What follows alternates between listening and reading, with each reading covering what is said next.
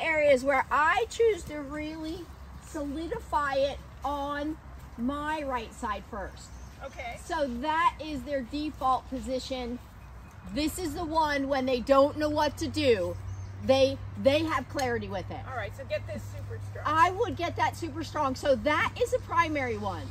And then if you want them on the other side, I call them over there and say, now I want you on this side. But I want the default. But again, there's many roads to Rome. So just because what I do is what I do, it doesn't mean that, it's the only way to do it. Yeah. But I do want it to be a lot of clarity in that default position. So it is, it doesn't have any confusion in it. Gotcha. So, because the clarity tends to bring relaxation. So, thank you. You're welcome. So good job mixing it. So that's just my choice. And it really kind of started one time I was in the UK and I was working with a horse and he was behind me waffling on which side to go to, and he was kind of nickering like a stallion. He wasn't a stallion, but I was like, I don't know what's going on back there, but I don't really feel comfortable. Yeah, I would like to have eye contact, thank you. So I then thought, I'm just going to stick with one side and make it clear. Yeah. And then it kind of, so again, there's a thought process behind it for me, but you may say, but I don't want to do that, and that's absolutely fine. Okay, so now, hi little man. I'm going to start with a little liberty lady. I'm going to give this to you. Well, I can hold this. So I'm just going to start with a little, hi, how do you do, Mr. P? Yes, very good. What do you think? What do you think? Can you come with me? Good. Good boy. And can you come over another step? Good. Okay, mid to low steps with me. You don't have far to go, so don't circle me.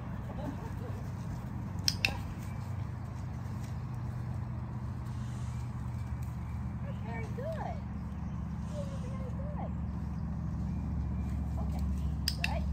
And I even just thought stepping in that direction, and he was like, I get it, I'm going. So I liked it because that was my intention, and the more they get my little stuff, the more that is really truly when I feel like it becomes this partnership, and the dance, because now I'm thinking this and going there, and we start working together. But here's a little caveat, I don't want them making stuff up. Some horses just start kind of anticipating and doing their own thing, and I'm like, no, I don't need that. I need you to focus and pay attention. And while this doesn't seem like we're doing anything, this is actually big behavior too. Just standing here while I'm talking, kind of distracted. I want him to be okay to be with that too. So it seems like I'm just ignoring him, but I'm actually kind of building that in. Like driving a car. Yes. Talk to somebody. Right. That was good. Yes. And very, very soft. Okay, let's finish it this time. Let's see that. So now, as I say, once you start training one thing, you got to consider the other side of it. He could be taking sharp right-hand turns the rest of the day if I'm not careful. He's like, she loves this. I'll just go. So I want to kind of mix it up and say, come with me. Good. Oh, good. Right.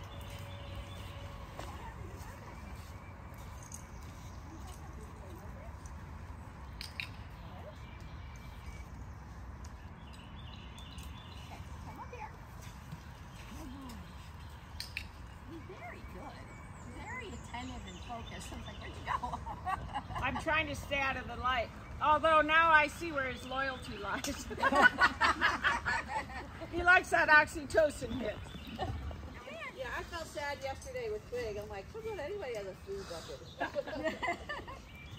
But keep in mind, I think one of the things that is very helpful is there's a certain clarity that they feel. And I think that is probably the most attractive part of it, is that this woman kind of has a plan and brings clarity. And you guys... he gets the plan. It Yes. doesn't matter who's the Yes, exactly. And he feels that kind of... I think he feels that, this is going to be clear and I'm going to get it. Because again, clarity is a draw. It is very comforting for them. when they know what to do, even when we're trying to say, but I want you to think it, I want you to be doing it, you know what I mean? And not, I'm not here to make you do it, I'm inviting you, I'm asking you. Okay, so now he came in just a little bit, so I'd like to straighten that out. Yeah, that's his thing. Hi. That's his forward going. Look. Can we come over here? Good. He has the cutest face. He's what? He's so cute. He is really cute. We call him our spicy grandpa. He's what? Spicy grandpa. Oh. Can we do another step? There you go. Good job, spicy grandpa. Good job. Okay, little guy. Okay, can we start and follow this back? Good. And I like that kind of, he brightened up. He's, with the Liberty leading, I kind of wanting it to be slow and deliberate because the right hand turns, I want to be thoughtful and kind of we build up to more momentum because that kind of turning in. If I go too much, I'm for sure going to get that. So but with the following the target, I like that he gave me a big, brighter, good boy, keep going. Very good. And that you could see that one, the right back foot took a bigger step. It seemed like, from my point of view. Do you? I think you addressed it yesterday, but I can't remember the answer. Hook it up with the vocals, because I often say, "Can you back?" Yes. And I would give him as much clues as you can in the beginning. All right. So going to a vocal cue should come later. So try to make sure. So a lot of times when I say back, I make sure that this doesn't feel uncomfortable for them. Can you back? But and if it's, because that can be displacement, and I'm not trying to do it as a displacement, I just want it to be a general cue that they start honing in on, so that I can use it for all sorts of things, that I can just nonchalantly say, hey, can you step over, or can you back, and that they don't feel like, oh, the pressure's going to mount. They just think, oh, that's just something for me to do. It's just information for me to take in. Hi, you guys. So I don't want that to feel like displacement. I want it to be a cue. So a lot of times when I start teaching back, I say, can you back? So we've got a whole lot of things for them to take in. Now, they're going to latch on to one piece of it more than another piece, probably. So I then have to make that once the behavior is strong. And what I like about that, I'm actually initiating the behavior. You know what I mean? So we kind of start, so he gets an idea of what we're doing. So by saying, can we back? Good boy, keep going. All right, that's a little extra. Can we back? Good. So I start with it and then can bring the target in to clarify it. So that's what I do, is a lot of their cues at first, it's a point and a go and a walk and then So I like that. You're making the transition. Yes. And then I kind of start saying, okay, well now I just wanted a point from over here. Yeah. Hi, sweetie. When I first taught Minty, I taught Minty to cross his legs. Well, I did it by taking his foot and crossing it over his other leg. Jesse's here, by the way. We're asking about you because if you guys want to buy product or anything, talk to Jesse. When I first taught him to cross his leg, I needed him to pay attention to the cue. But I was going to do it by putting his leg there. And I already knew he was super soft with his leg. I could pick it up and shake it around and he'd be like, no, I don't care. That's great. That's a behavior I do. He's trying his bow, seeing if that works. Up here. So now I just want to, I just kind of want to distract him a little bit and get him back to this behavior, just standing quietly. So this is, I needed Minty to see the bow. I don't want to spook him, but so I went like, so I'll feed him just so we're doing it. So this is what I did. And so Minty's like, what is that? You know, and then I'd cross his leg. And then I would feed, then I'd walk him forward, and then I'd do it again. And then pretty soon, when I did that big swing, he started going, you know, and I clicked, because now he's thinking, you're going to move my foot over there, so I need to get my foot over there. Yeah, so he started thinking, okay, this, do you know, like when we train the dolphins to touch the target, this is a rostrum. Yeah. They don't smell. You know, so horses are like, what is that? And they smell it. This wasn't a thing with the dolphins. So what we had to do is go, we touch their nose to it and say, tweet feed, tweet feed, tweet feed, tweet feed, tweet feed, until we'd hold it up like an inch. And then they'd be like, touch it. That needs to touch me. And just so how you teach targeting body parts and stuff. So a little bit, when we do pieces like crossing his leg, then he was like, okay, and then pretty soon he learned to slide it up. Now my cue started to get smaller and smaller till it really was this.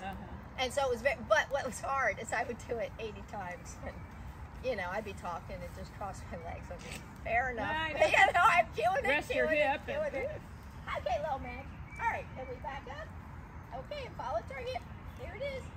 Good boy. Good. And while that wasn't a lot of movement, I also want to draw attention to his focus on the target. And this was an interesting thing. As Minty got the target worked out, he put his head lower to be able to see. So, because he couldn't, if he's going to move at that pace, he needed to see what he was coming into. Okay. So he started lowering his head. So I kind of encourage them to lower their head. Can we back up? Okay. Can we back up, little man? Good boy. Good. And even though his head wasn't lower, he'll sort that out for himself. But I liked that he was looking at the target and getting that, thinking about it and focusing, because the more he's focusing on it, the more that I can get him to continue on this. You know, it's going to just take repetition. Are you holding it right at the sternum? I'll show you. Or again. Lower, like up. in the forearm. Kind of here. Okay.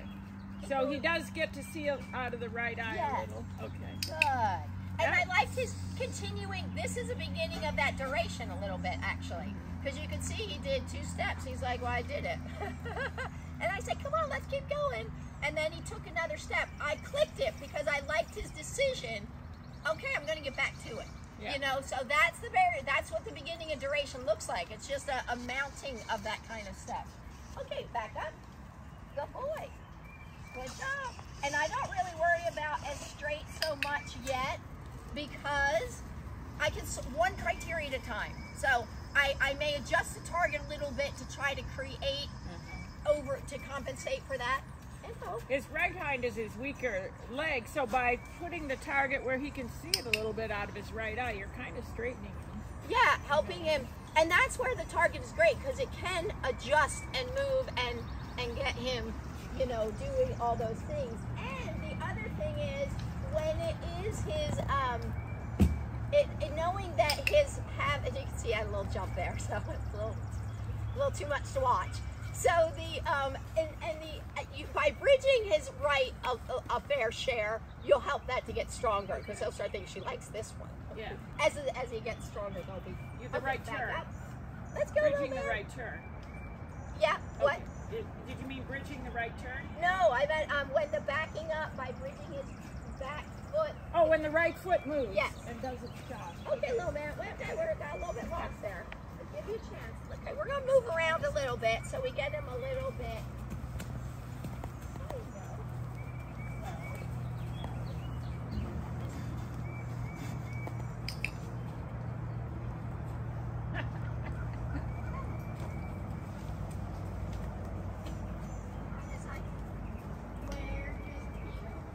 He's trying to cut you off. Where is it? Yes. Okay, little guy. Okay, can we back up and follow this on the target? Good boy. You got it. I want you to look down a little bit, though, okay? Good. And I think we ended there for that piece, but it's kind of trying to get him the concept of what we're working on first. And again, remember, we don't want to move to the next step until he is quickly like looking down and following it. He still kind of sometimes is like, I'm not really following the target. Okay. You know what I mean? Like, he's not 100% sure what to do with that. So we don't need to stay there too long, but I keep trying to click when I feel like he was looking at the target. Now this seems like a little bit of a conundrum, because I think immediately about how I'm fading the target. Right. But I'm not in any hurry. But he needs that piece. Yes. So I'm not in any hurry to fade the target. Hello, man. Can we back up? And so I can also, if I start to see him engage and go in that before the target even gets there, I will take that, but I can quickly after a bit, I'll quickly jump right in with the target. So he kind of starts the behavior, and really when the target becomes very strong, it becomes a reinforcer too. So I wouldn't click that piece because that's going to terminate it, but I would say, good, and here comes a target to help. You wouldn't click what piece? When I start here and go, hey, Mr. P, can you back up? And he will start to take that and continue on. But what I want to do, so when he starts to continue on and starts to move away from you, I would take that a couple times and feed it. But then the next thing I would start doing is say, can you back up? Hey, Mr. B, can we back up? Good boy. Keep going. Okay, got it. I see what you did. Keep going now. I need another step. It's all right. I don't even want it. I don't even. Good boy. It's an instinct. Good. It is an instinct. But keep in mind, I want to help. our clucks, our driving aids are based in traditional training. Yes, they you know, are. I so, get that. So I try to kind of go, okay, let's separate these a little. Now, I want you to keep in mind, I'm also teaching Henley a cluck, but I want it to come from the positive reinforcement side. Because I cluck too. We cluck in crowds. We just do. You know, you get 5 people, you're like, oh, and you don't mean to, but, so I understand that, you know. But anyway, so just keep that in mind. So that was great. Good job, Mr. P.